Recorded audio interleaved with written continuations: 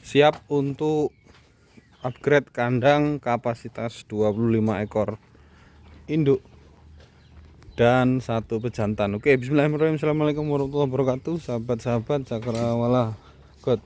Ini video saya baru bikin, sebelumnya sudah hampir 2 minggu tidak upload ya sahabat-sahabat. Ini adalah penampakan bagaimana kambing-kambing kita di kandang. Nah, ini kondisi siang hari sahabat, waktunya mereka berjemur lalu bermain dan beberapa kambing kita ada masalah sahabat-sahabat. Kita mau cerita ya, yang full blood kambing pur itu kena mastitis sahabat-sahabat ya, kena mastitis sehingga kita pisahkan anaknya. Nah, kita berikan treatment sendiri. Jadi ya, untuk 2 ekor cempe itu tidak bisa jadi patokan kemarin. Kalau misalkan hidup terus bobotnya bisa gede, karena kita modali untuk pemberian milk replacer atau susu untuk kambing-kambing.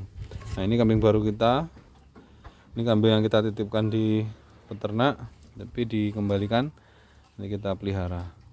Oke sahabat-sahabat, untuk hari ini kita akan bahas bagaimana cara supaya kambing-kambing kita ini selalu sehat ya, tidak terjadi seperti itu sahabat-sahabat ya, seperti itu ya.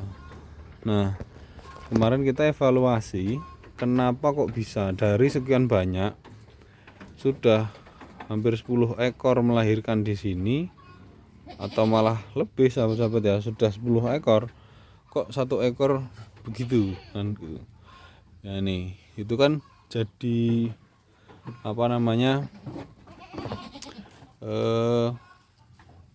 anomali sahabat-sahabat ya, sesuatu yang tidak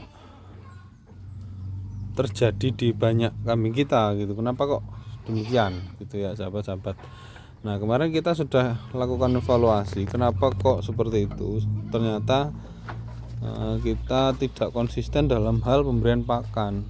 Yang biasanya kita menggunakan complete feed. Nah, kemarin itu kita ubah cara pemberian pakannya dari yang awalnya pakan komplit, hijauan dan konsentrat dicampur jadi satu. Nah, ini malah diubah jadi konsentratnya untuk pagi sampai siang, sorenya baru hijauan. Nah, akhirnya terjadi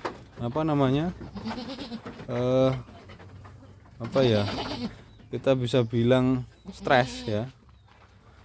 Kambing-kambing itu perlu adaptasi untuk perubahan pakan sehingga kambing-kambing mayoritas mencret. Nah, ini masih kita temui salah satu seperti itu. Nah, itu terjadi karena kita tidak konsisten dalam hal pemberian pakan sahabat ya, adaptasi pakan baru. Jadi kotorannya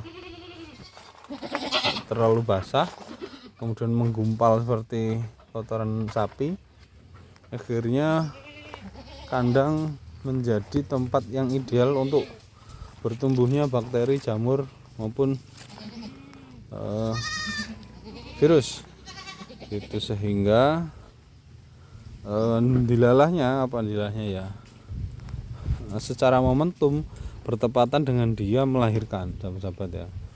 Jadi kondisinya kandang terlalu kotor dengan kotoran-kotoran yang seharusnya tidak seperti itu, banyak bakteri tumbuh di situ. Akhirnya dia terserang atau terinfeksi oleh 3 patogen itu, bisa virus, jamur ataupun bakteri sahabat-sahabat. Apakah bisa sembuh? Tentu bisa, tapi perlu perlakuan khusus. Dan ini bismillah kita akan upgrade karena dia sudah tidak begitu produktif juga. Misalkan kita pertahankan, mungkin untuk tahun kedepannya juga akan terjadi hal yang sama, tidak tidak produktif, makanya kita akan afkir. Jadi ya itu perlu dilakukan sahabat-sahabat ya, afkir kambing-kambing yang tidak produktif, kemudian carikan lagi kambing-kambing baru yang produktif. Nah itu memang perlu dilakukan oleh peternak-peternak yang baru memulai dalam usaha breeding. Jadi jangan pernah berhayal beli kambing misalkan 10 ekor betina kemudian sehat semua, anaknya bagus-bagus semua. Ya biasanya tidak selancar itu sahabat-sahabat ya, perlu kita menyesuaikan bagaimana kita mempunyai kambing-kambing yang cocok di lingkungan kita ya, adaptasi, kemudian nanti kalau kurang bagus produksinya kita jual, kemudian beli yang baru dan lain-lain. Itu akan terus terjadi sampai kita punya keturunannya sahabat-sahabat ya. Kalau misal nih kita mau target sahabat ya, kita dapat sekitar 25 ekor calon betina produktif ya dari keturunan cross boru seperti ini. Kalau yang ini nanti kita seleksi. Kalau misalkan lahir betina kok nampak secara penampilan itu persis kambing bur, ya kita pertahankan. Kalau tidak ya nanti kita jual. Nah ini kan peranannya mayoritas jantan sahabat-sahabat ini, 1, 2, 3, 4, banyak yang jantan pokoknya ya. Yang betina nah ini seperti ini, nanti kita akan pertahankan yang seperti ini sahabat-sahabat ya. Ini kan mirip bur nih tuh. Nah ini akan kita pertahankan sebagai indukan menggantikan induk-induk yang tidak produktif di sini. Itu sahabat-sahabat. Jadi kita tidak jual betina tapi jual jantan. Ya rencananya kita jual jantan. Nah, ini salah satunya contoh jantan sahabat-sahabat ya. Usia 4 bulan, bobotnya sudah hampir 20 kilo ini. Ya. Ini gempal dia. Gede. Berat banget sahabat-sahabat ini. Luar biasa ini. Nah, kira-kira itu. Nah, yang target kita jualan ya produk yang begini, yang jantan-jantan. Ya ada ini, ada 1, 2, 3, 4, 5, terus tadi 6. Terus yang di kandang kita pisah ada 7. Terus kemarin baru lahir 2 ekor itu 8, 9 ekor. 9 ekor jantan. Nanti kita jual semua. 10 ding sahabat-sahabat, 10 jantan kita jual semua. Nah ini termasuk jantan sahabat-sahabat, nanti ini kita jual, kita sisakan yang betina-betina. Nah tetapi kalau dapat betina yang seperti ini sahabat-sahabat, ini contohnya 1, 2 ya kita akan jual karena tidak memenuhi target yang kita inginkan sahabat-sahabat. Ini kan bukan kambing bur nih. Nah kira-kira gitu. Nah seleksi diperlukan sahabat-sahabat, perlu sabar. Jangan pernah berpikir breeding itu langsung sukses ya sahabat-sahabat. Kita perlu kesabaran ekstra ya, perlu lebih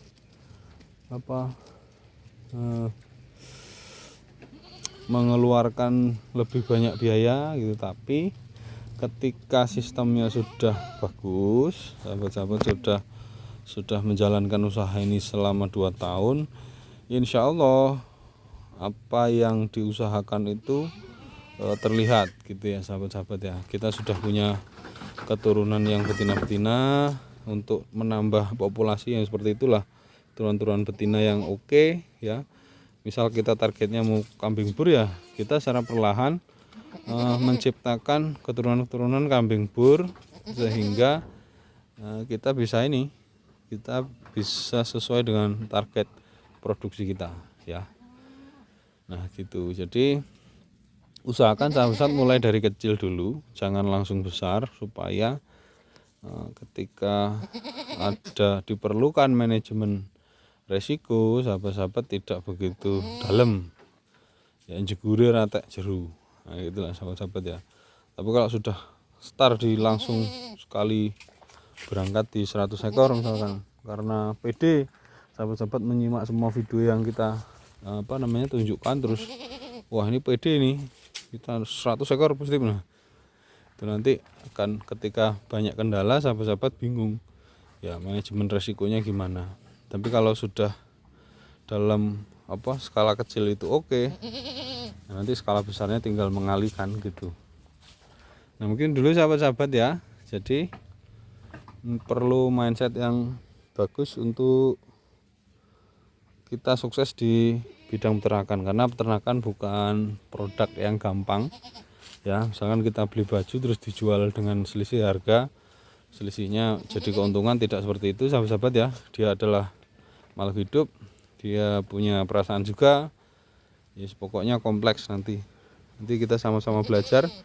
Apa yang sudah saya alami akan selalu saya sharing ke sahabat-sahabat sekalian ya. Oke, terima kasih atas atensi. Selamat beraktivitas seperti biasa. Tentunya sampai ketemu di video selanjutnya. Assalamualaikum warahmatullahi wabarakatuh.